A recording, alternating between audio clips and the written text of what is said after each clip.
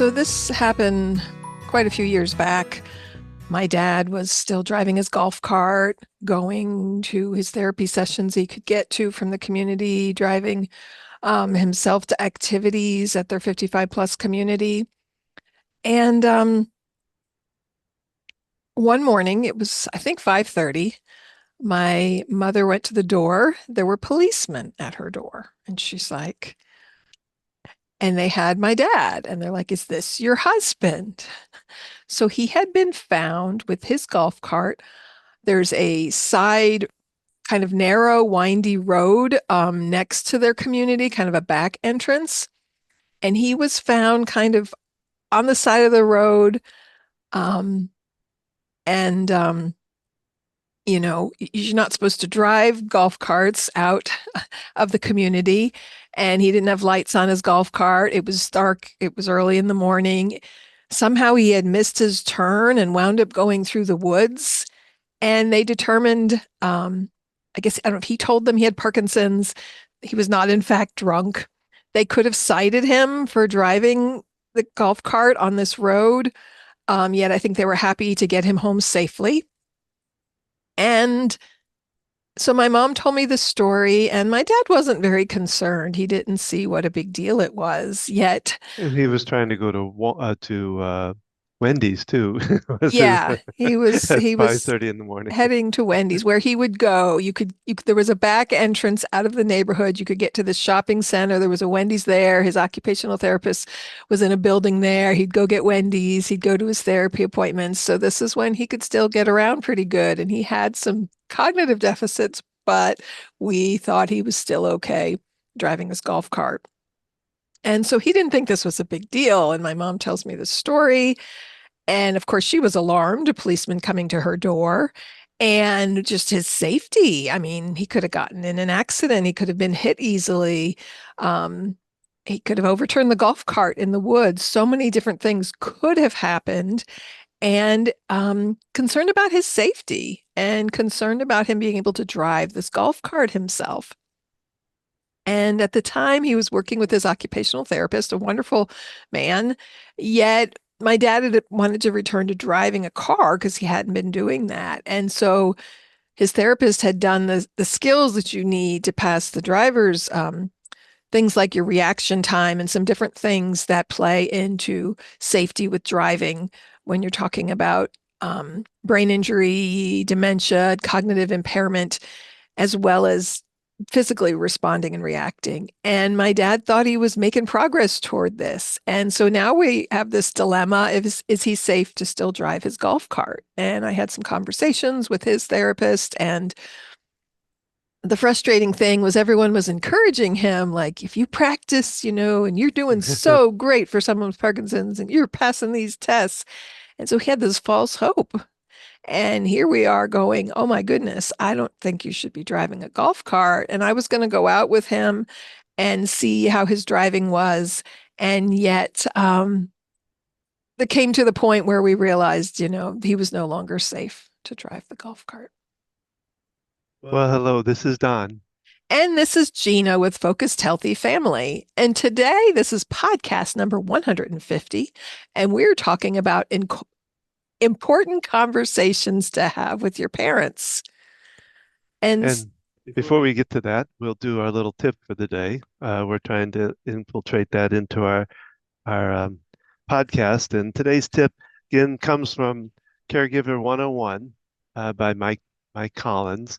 He writes a whole book on different 101 caregiving tips that you can do for a caregiver. So this is tip number 34, and it's look for downtime, even small chunks of time when the chaos of caregiving slows down and can be used to accomplish tasks, rest, or pamper yourself.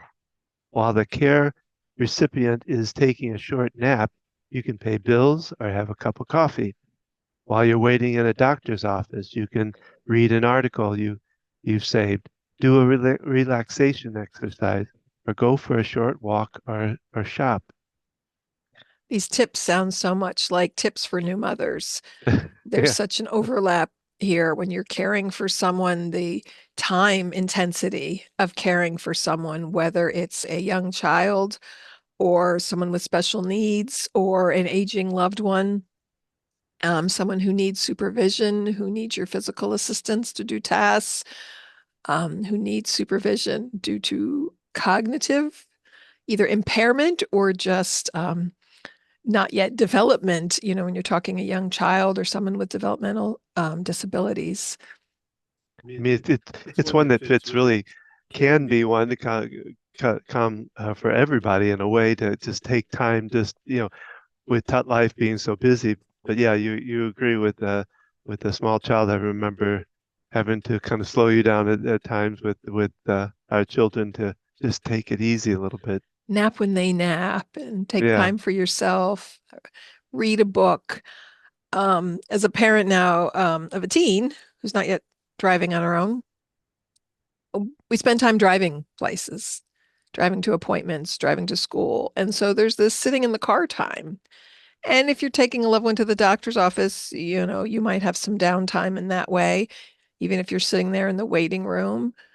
What can you bring with you? Can you bring your planner book? Can you bring something you enjoy, a book to read, or um, if you have a hobby or something you enjoy, if you knit or crochet, can you bring that with you? Well, nowadays with our phones, I take the time to wipe out some old messages and clear out some of that too. So there's that option too. And it's also good to find other things away from our phone. We can be so attached to Yeah. what we need to take care of. But yeah, I mean, our email is portable with us, so it's something we can do no matter where we are.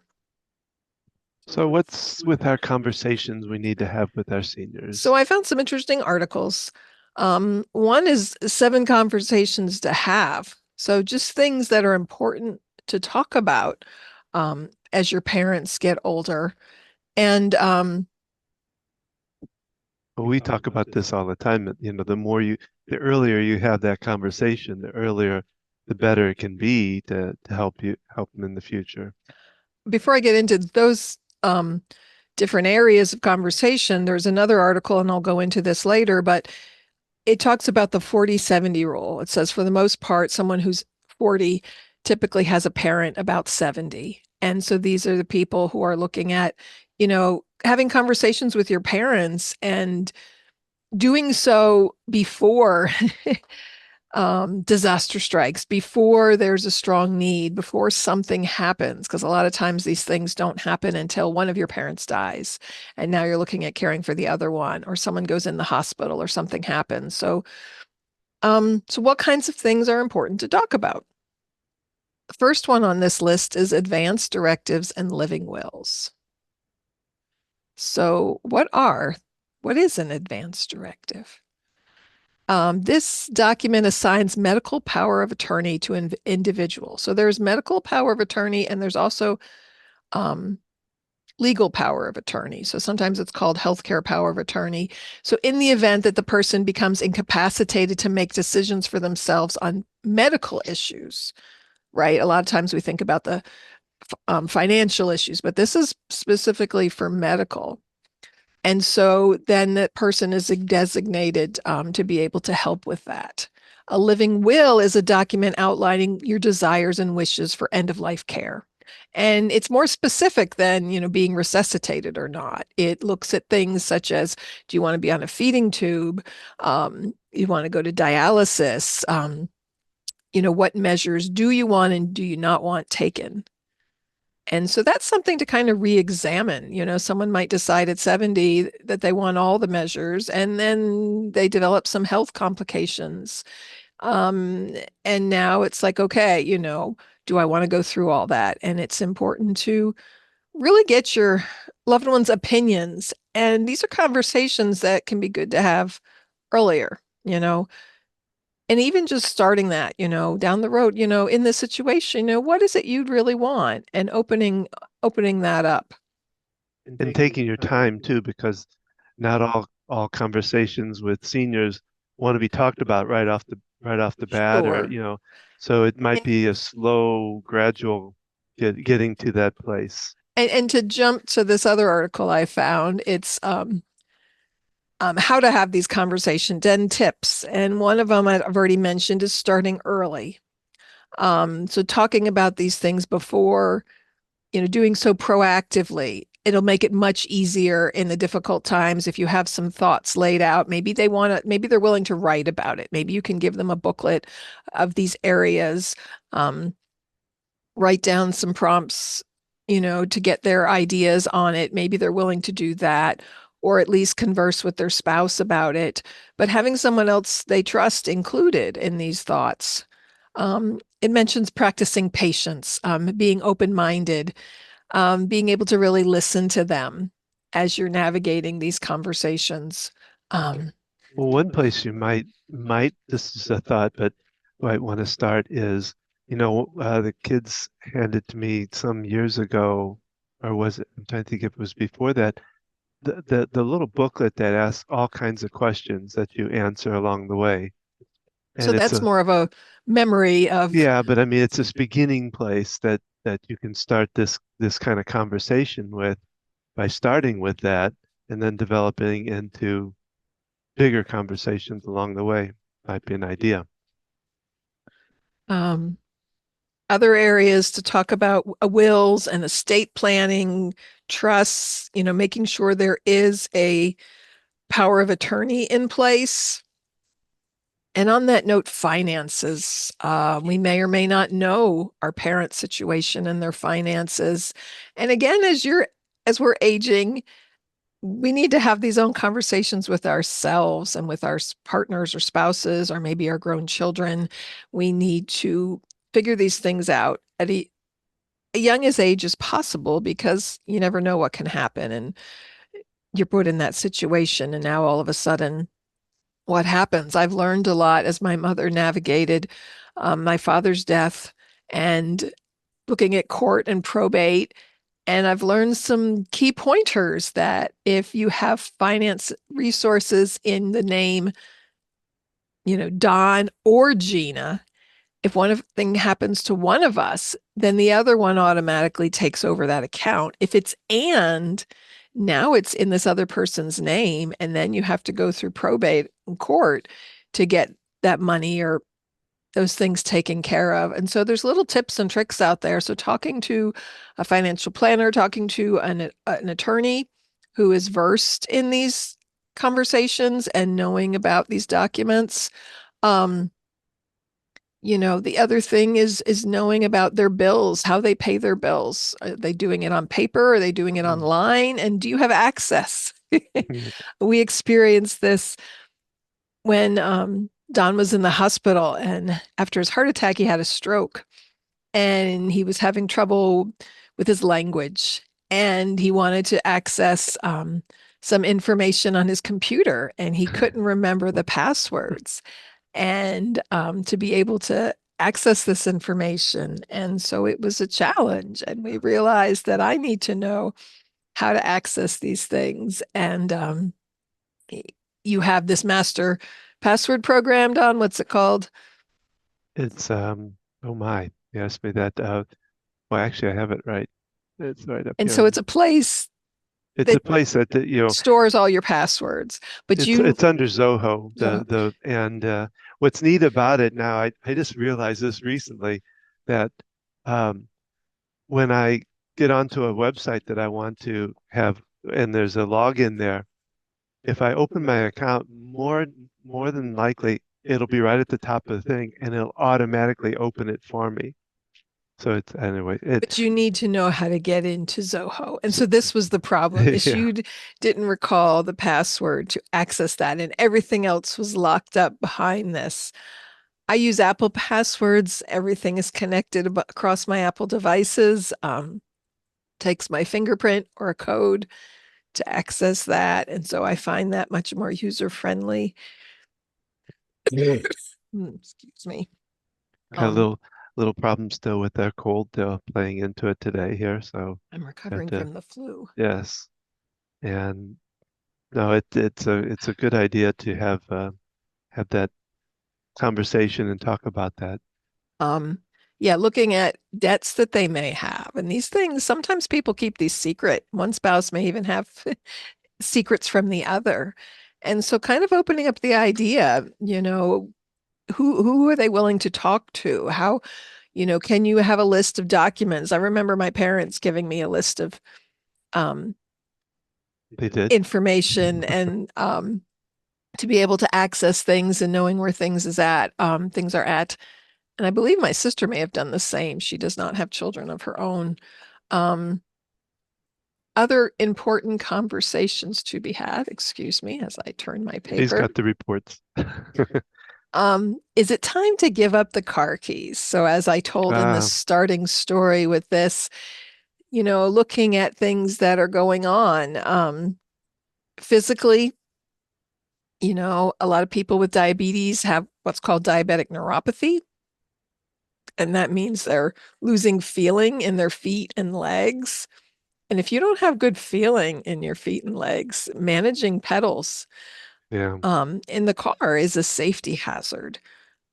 If you maybe have restrictions with your motion in your neck and back and you can't turn your head, that's also um, a big safety issue. Another very common thing is vision.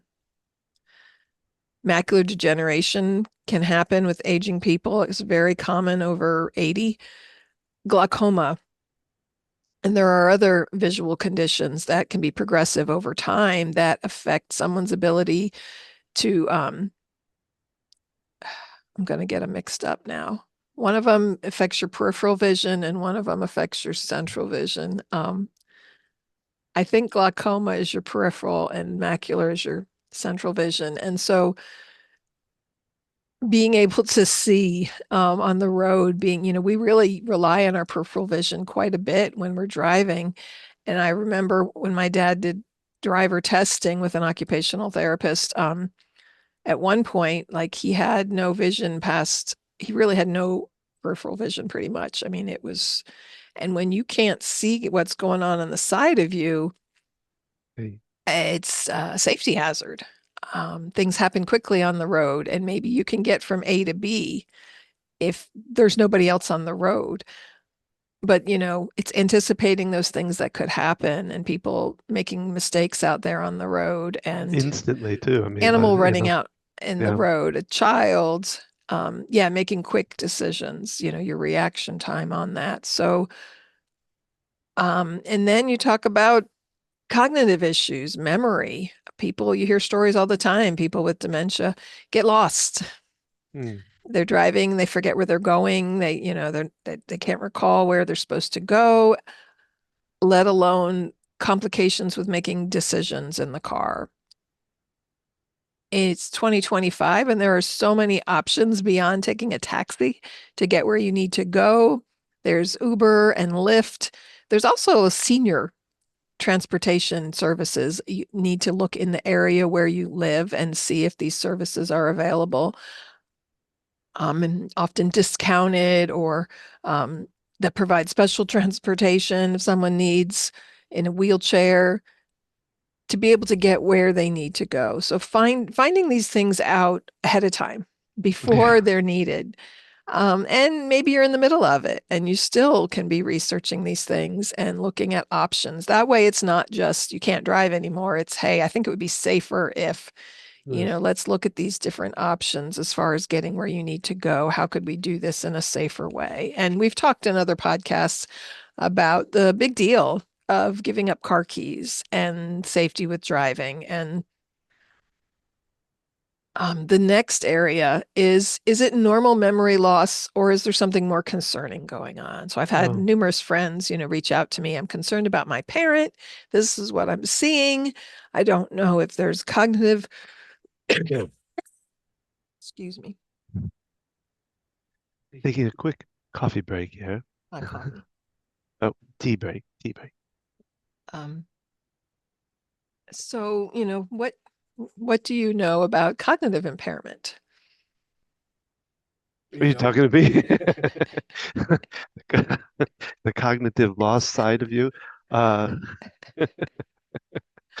So, um, what are early signs of dementia? Things to be on the lookout for: missing a bill payment, missing medications, um, some forgetfulness can be common, and yet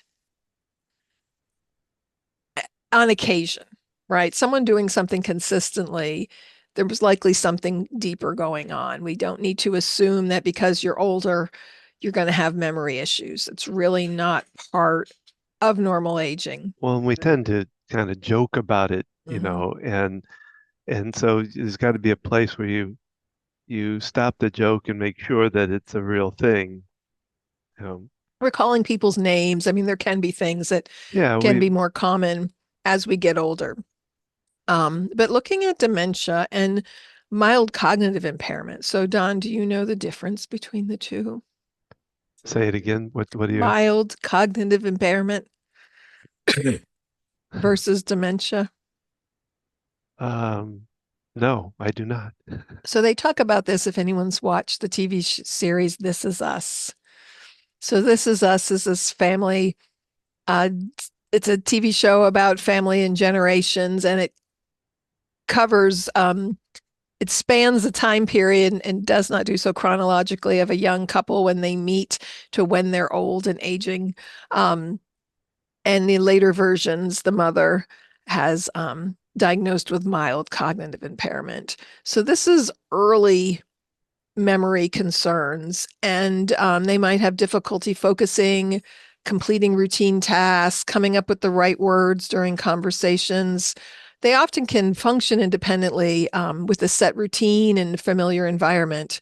Um, but it's good to pay attention to this and have this evaluated because this can turn into something more. It can be the early stages of dementia. So what can you kind of put that in simple terms of what's the what would be the difference or Um, it's mild. so it's it's just it, losing things here, somewhat here and there kind of thing um, versus well, it's more it's memory loss and challenges that are beyond what's considered normal for your age. And so there's assessments that can be done. Um, there's some assessments I do in the occupational therapy world with aging population that looks at it's sort of a severity scale. You know, if it reaches this point, it's more than just a mild cognitive impairment.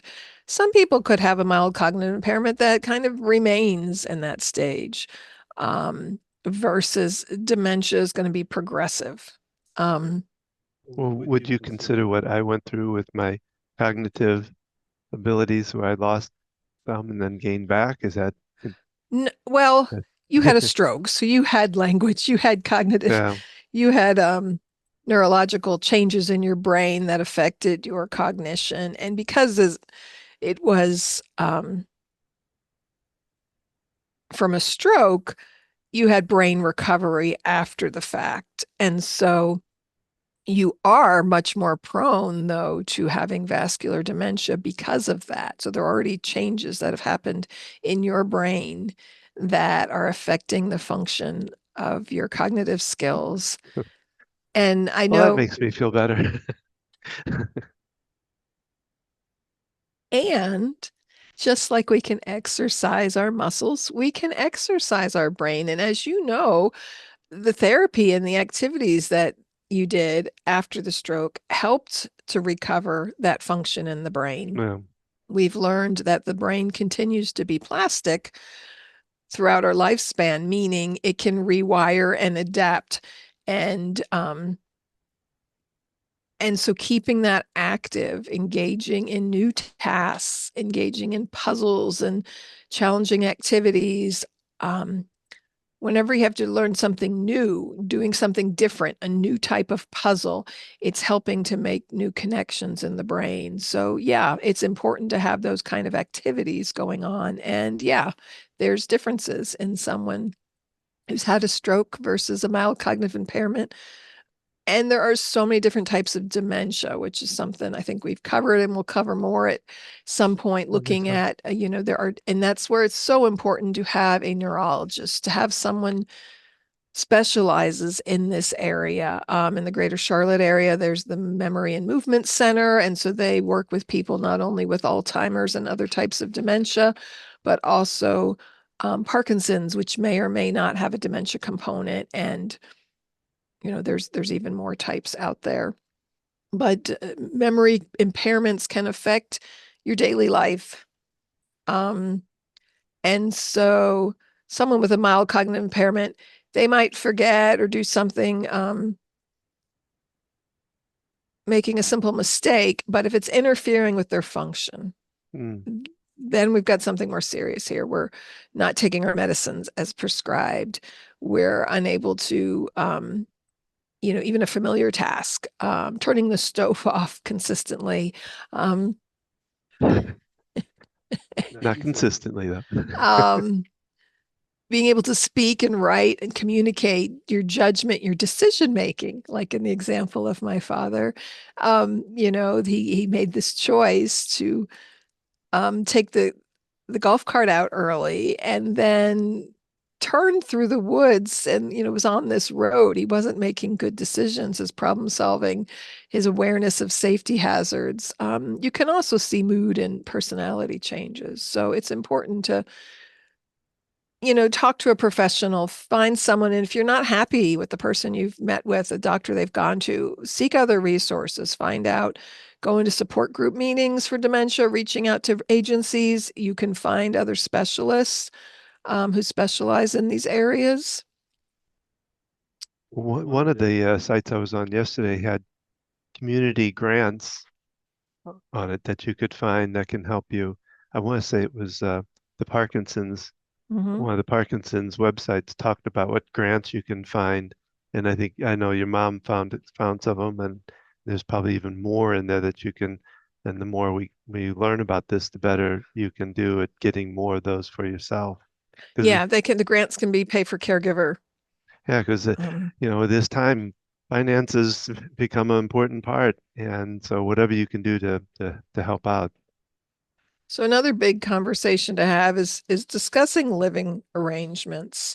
And I want to jump into the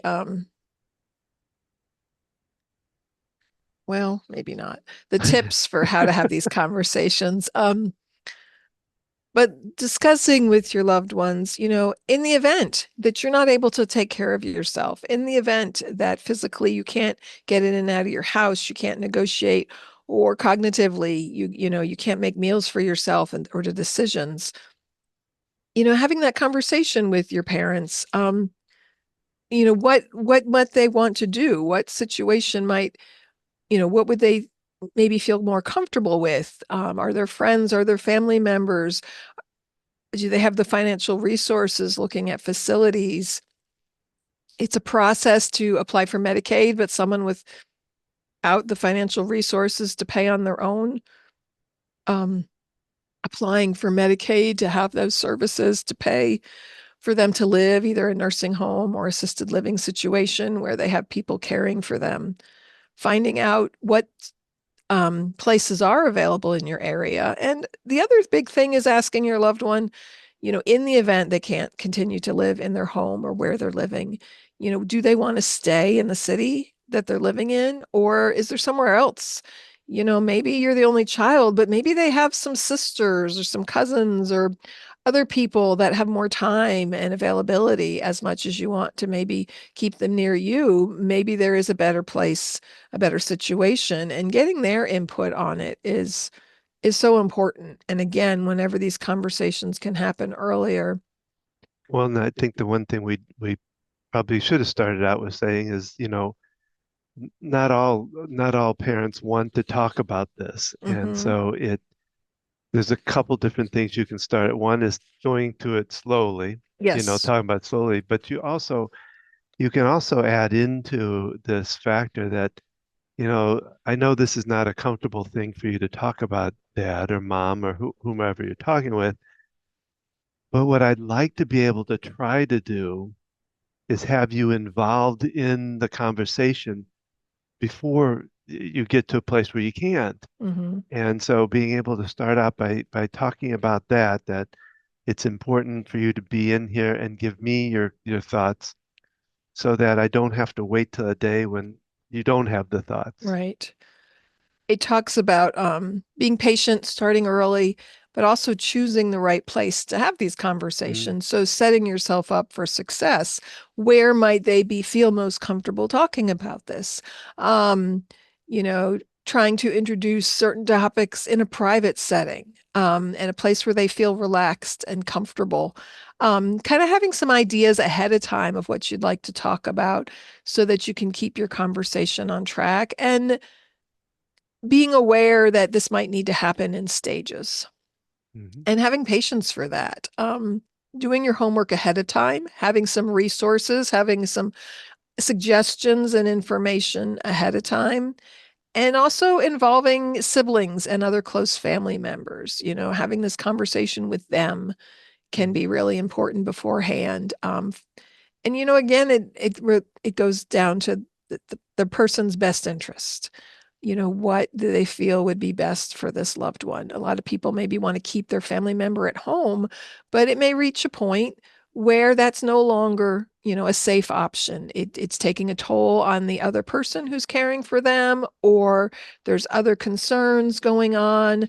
So it could change over time, and kind of talking this through ahead of time um, can really make a difference, because I see all the time working in short-term rehab, all of a sudden their loved one has fallen, they've broken a leg, and now they're not walking safely on their own anymore, even as they're making progress, or they've had a stroke, or something else has befallen them that the family's concerned. What are we going to do?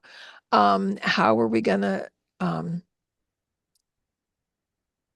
help make the choices? We're concerned about them. They insist on they want to stay home alone. And one big factor really is that financial component.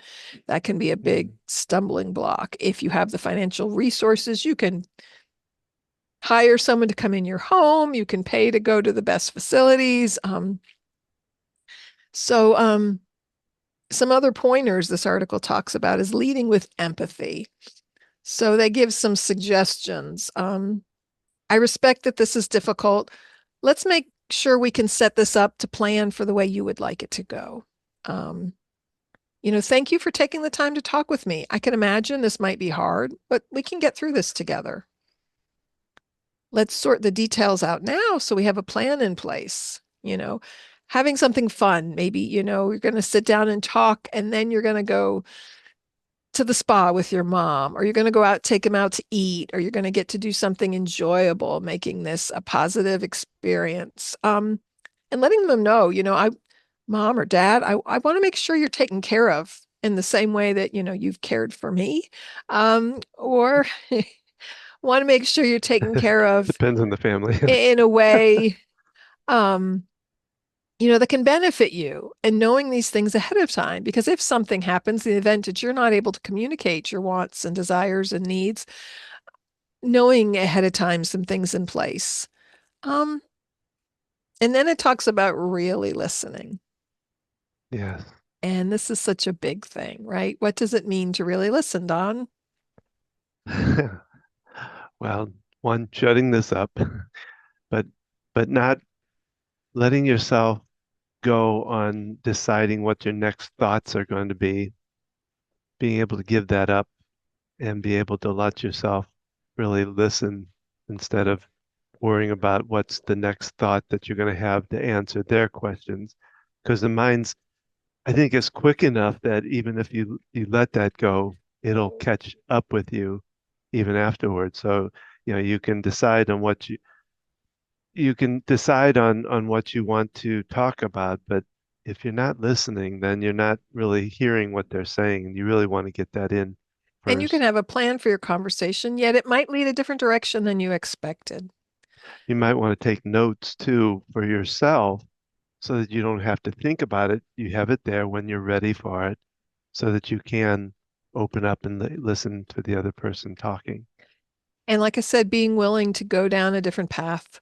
Yeah. Maybe you're bringing the issue up, but they really are worried about something else. And being there and supporting them with where they're at. can go a long way in helping make decisions down the road, even if you've had a contentious relationship with your parent, or maybe not much of a relationship, or didn't communicate very effectively in the past. Setting this up for success, taking the time now to listen. And it points out some questions to consider as they're sharing with you.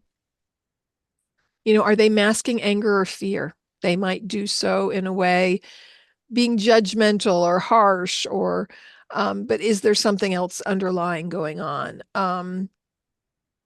Do they have regrets? Are there unmet goals, things that they wanted to achieve that they said that they hope to?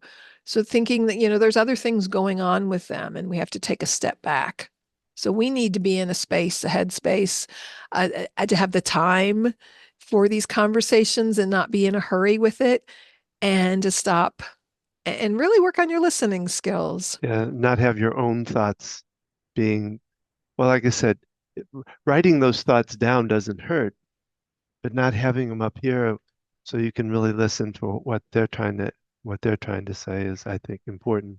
And having someone you can vent with about, you might have these difficult conversations, and then you have a sibling or someone, a close friend, who you can, this is very frustrating, I'm dealing with this, and having a resource for an outlet for yourself, because it can just be really aggravating. I belong to some online communities about caring for aging loved ones, and sometimes people get on there and just want to vent, like, I'm done, this is what I'm dealing with, I'm frustrated, I'm tired. And sometimes, just that opportunity to event. These other notes, it just talks about taking notes, getting other outside help, whether it's legal help from attorneys. There are people who specialize in senior care when it comes to that financial and legal aspects. Um, and just thinking about your language when you're talking with them, avoiding pressure of, you got to make this decision now, or I'm going to make it for you. Thinking about the ways you're approaching them with the conversation, and letting go of your own resentments. Maybe you have a lot of resentments growing up, but okay, Mm. here you are now. If you're in this position to assist them, how do you want it to go? Do you want to maintain those resentments that are going to affect your life even more so, maybe, than theirs, as far as helping them to navigate this changing period in their life? There are people who age in place. There are people who maintain cognitive function. People are still driving at the age of 90, people who are still doing the things they need to do. I meet these people all the time, and they're still have the resources to take care of themselves. And so it's not inevitable that your loved one is going to need help, yet it's likely that there could be a time where that, even if it's temporary, that they need some help, or someone recovering, say, from a broken leg.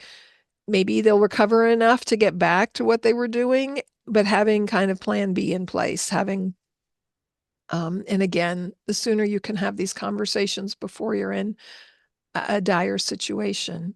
And so, kind of to recap, we've talked about different conversations to have with your parents and effective communication techniques to have. Again, just to recap, talking about wills, estate planning, finances, advanced directives, living arrangements, medication management, looking at memory loss. Is it mild cognitive impairment? Is it dementia? And then the points with having these conversations: starting early, exercising patience, choosing the right setting conditions for these conversations, not only for them, but for yourself, doing your homework ahead of time, involving siblings or other close family members, because doing this completely on your own Ugh. can be draining and exhausting. Leading with empathy, really listening to them, avoiding pressure, getting outside help, and, like you mentioned, Don, taking notes. Yeah, and start out slow. Know that this is not what's that the saying It's about not a this? sprint, it's a Yeah, marathon. yeah. And I think we're still, even though as we get into the senior years, we think our time is getting slow or slowing down or somehow, but it can still take time, and you want to be able to be there in a loving place for them and listen to them. So. So that's our podcast for today. We hope you enjoyed it. We would love to hear from you. We'd love for comments. We'd love to know what's the next thing you would like to understand about growing older or changing in the family. Um, if you're on one of the podcasts, you want to subscribe to the podcast. We'd love that too. You can find out more about what Gina and I do, the consulting that Gina does with the aging loved ones. You can also find out. I do my EFT sessions every month, two times a month. My next one's January 28th at 7 p.m. Eastern Standard Time. And you can also find us on Facebook at Focus Healthy Family, Instagram, Focus Healthy Family One, YouTube at Focus Healthy Family. You can join us every Thursday for when our podcast comes out. And you can find all of this out by going to www.focusedhealthyfamily.com. And remember, how you speak to your children and your loved ones today shapes their future and yours.